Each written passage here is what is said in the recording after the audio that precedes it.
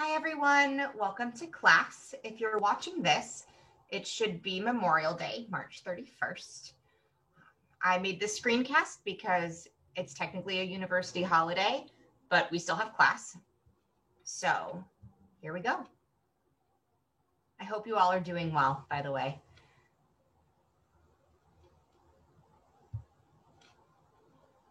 Oops, a daisy. Give me just a second. We don't start with a check-in.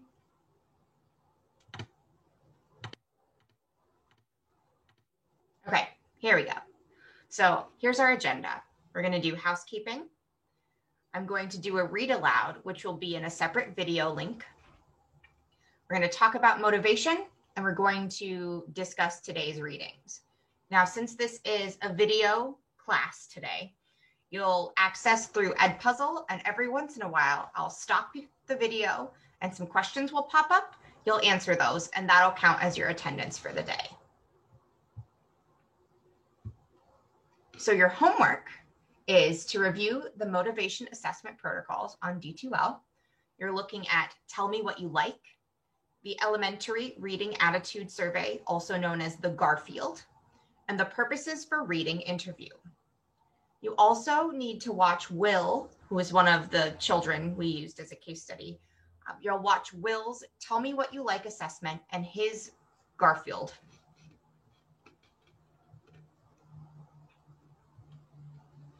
So your asynchronous work is to fill out the questions as you watch the Edpuzzle. Easy enough. Okay. As always, we're going to do a check-in on Padlet. So your check-in this week, or this day, I guess, since we're doing 3-day-a-week classes, is to tell me what song describes how you're feeling in your brain today and to attach a link. So when you use Padlet, you'll click on this little button down here. You'll type your name. Please make sure to include your name. The song I'm feeling today, I'd have to go on YouTube to find it, is, oh golly, Everyday Superhero by Smash Mouth. And then I can click off of it and it saves it. Pretty cool. That'll be your check-in for the day. And please feel free to attach a link. I am currently upgrading what I listen to. Instead of just musicals and alternative rock, I'm looking for some new things. So whatever you're feeling, whatever song that is, I'm glad to hear it. All right, the read aloud, which, as I said, is going to be in another video link with its own Edpuzzle, is the Electric Slide and Kai. As you're listening, or if it were in class as I'm reading, I want you to think, why does Kai want to learn the electric slide? What does he do to learn the electric slide? And how can you connect the readings you did on motivation for this class today to this book? Now we're going to talk about motivation. So I want you to think, what motivates you as a student? It can be anything. It can be candy. It can be good grades, the feeling you get when you do a good job, whatever motivates you. And then I want you to think, since the majority of you have had experience working with children, what motivated them as tiny humans to work with you, the grown-up human? And motivation is very important, especially in reading. When reading and writing motivation increase, achievement increases. Think about it. The more you want to do something, the better you'll probably do at it. There are different kinds of motivation. We have situational motivation, which is allocated to a certain place and time. Like when I'm at someone else's house, I'd love to do the dishes. It's weird. I own that. At my own house, couldn't pay me to do the dishes. Not cool. It's the same with reading. So one person might be motivated to read a favorite comic book outside of school, but not at all motivated to read an assigned novel in school. Because you've got the context, classroom versus out of school, in your own home, comfy pajamas, on your bed. You've got the content. It's your favorite comic book. It's got a lot of pictures in it versus a classroom environment where you typically have to sit at a table or at a desk in rows. Someone's forcing you to read something that you might not want to read. There's not a whole lot of motivation there. That's why a lot of kids struggle. So the types of motivation. There's intrinsic motivation, where your motivation comes from inside you. So it's personal interest, curiosity, something you've always wanted to learn or know, how you feel when you master it. And you've got extrinsic motivation.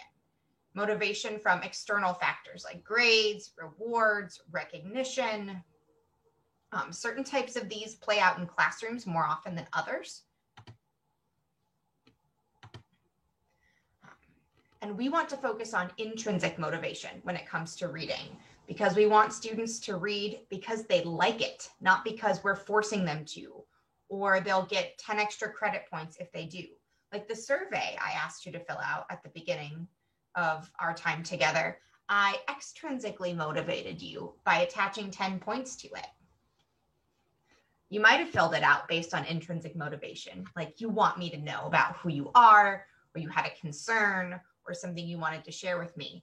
But I'm pretty sure the majority of you did it because I gave you 10 points for it, which is fine. Different motivation factors work in different times and different places. There's also learning orientation and performance orientation in terms of motivation. When you're learning oriented, that's intrinsic. You're more motivated because the process is engaging to you. You want to learn it. The performance-oriented, rather, is being motivated by the product or the end result of the activity. If you were learning to bake a cake, your learning orientation is you want to learn how to bake. For your performance orientation, you're motivated by the delicious cake at the end. Both, there's place for both in teaching. There's also different kinds of goals. We have mastery goals, which is you want to nail the skill or strategy down 100%. They're more interested in challenge. They're strategic. They're metacognitive, which means they're thinking about their own thinking. Then you've got performance goals, who are more concerned about the end result than the process of getting there. Your mastery people are about the journey. Your performance people are about the destination. Literacy motivation is very fragile. When kids are challenged by a text or words in a text or different patterns of thinking, they can shut down, which can deter them from reading overall. Literacy motivation also declines over time.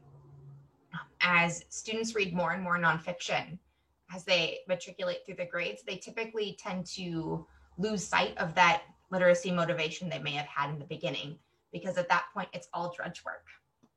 And remembering that teachers make a big difference. Your enthusiasm, your motivation, how you portray reading in your class matters. And there's a citation from Presley Dolezal, Raphael, Mohan, Roehrig, and Bogner, if you're interested.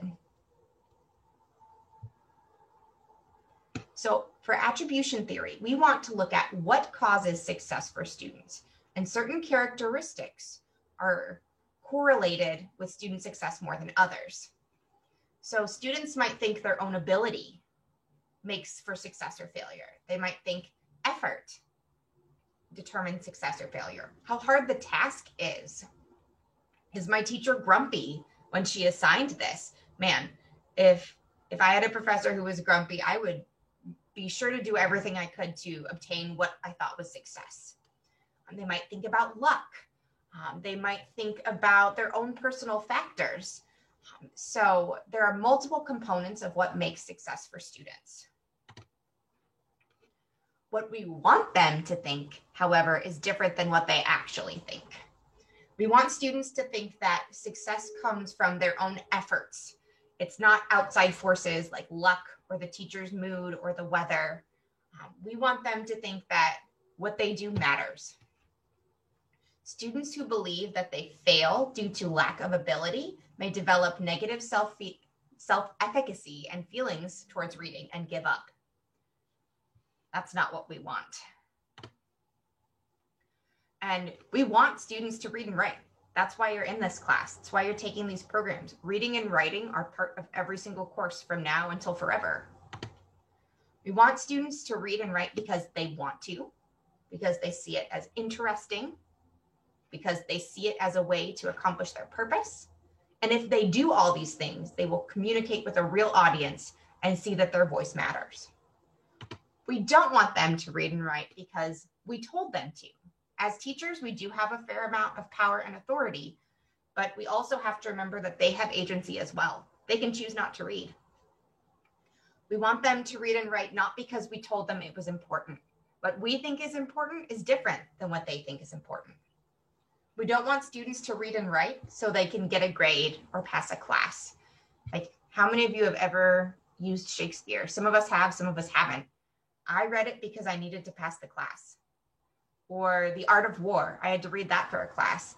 Didn't get anything out of it, but I knew I had to do it. That wasn't good enough intrinsic motivation. That was all extrinsic motivation. And we don't want students to read and write because they'll get a prize for it, or because they'll get candy at the end if they do it. That's not creating lifelong readers and writers. That's creating a system where they'll only do it if you give them a prize. So for today's readings, we talked about cultivating motivation among our students. So these are the 6 C's of motivation that you read about: choice, challenge, control, collaboration, constructing meaning, and consequences. So I want to know, how do you plan on using these 6 C's in your interactive read aloud? Typically, this class is structured around interactive read alouds as the task, but it's a little hard to read to a case study, and you're doing observations in someone else's class, and we don't want to take away from that teacher's time. So think metaphorically here. And remember that student agency is always part of the process. Even when students are passive or they don't respond to what you want, they're still showing agency. And agency is defined as the ability of individual students to influence and to create opportunities, good or bad, in the learning context through intentions, decisions, and actions. And a student's ability to have ideas, to have intentions, and to exert influence and take actions in the learning context. So there are 3 dimensions of student agency: dispositional. So we're talking intentions, we're talking confidence, we're talking interest, we're talking motivational.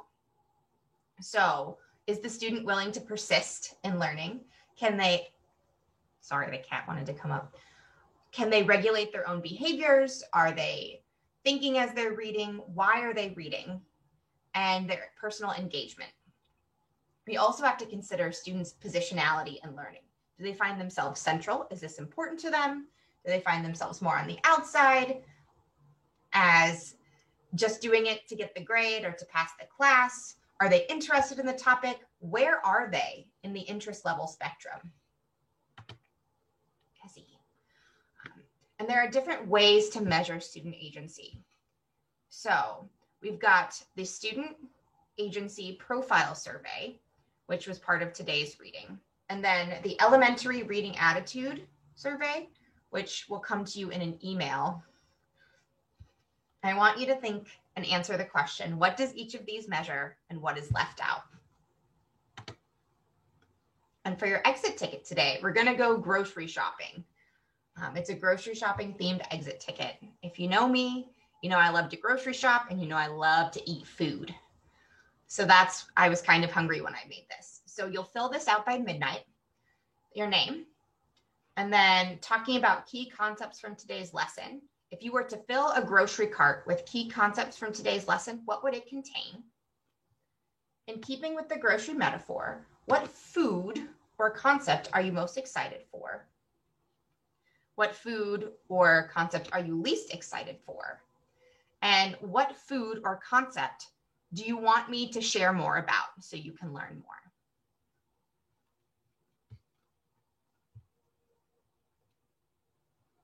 All right, team, that's all I have for today. I want you to enjoy this day off if you have it off. Do your best to take care of yourselves and to remember, since it is Memorial Day, to honor those who have lost their lives in war. Have a great day, and I will see you tomorrow. Thanks a bunch.